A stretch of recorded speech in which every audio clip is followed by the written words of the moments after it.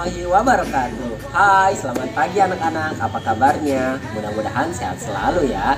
Nah, jika kemarin kalian sudah mempelajari tentang permainan bola besar, yaitu sepak bola, hari ini kita akan mulai mempelajari tentang permainan bola kecil.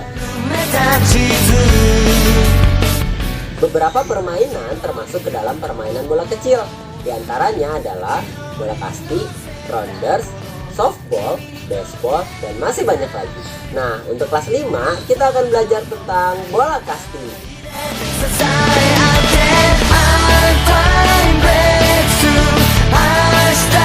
Tahukah kamu bahwa permainan bola kasti dimainkan oleh dua regu, yaitu regu penjaga dan regu pemukul. Nah, setiap regu beranggotakan 12 orang. Nah, selain itu, bentuk lapangan permainan bola kasti adalah persegi panjang. Bentuknya seperti ini.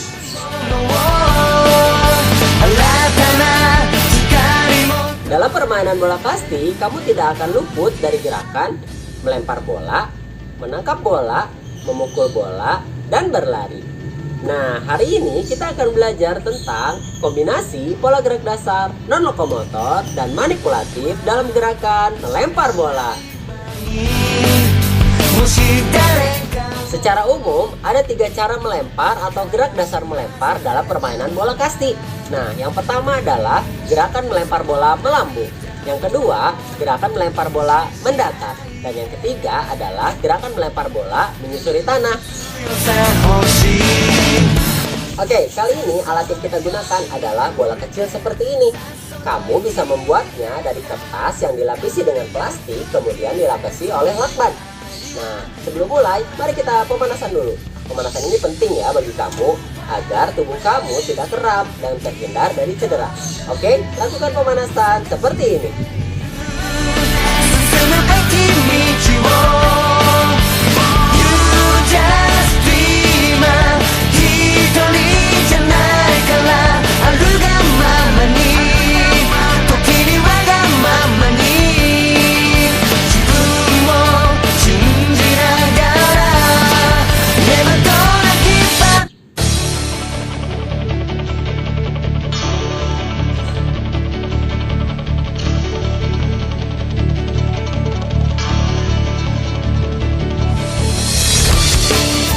Nah, sekarang saatnya kamu pemanasan menggunakan bola agar kamu terbiasa dengan bola yang kamu punya.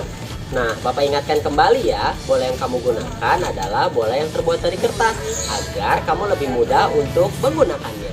Oke, lakukan pemanasan menggunakan bola seperti ini.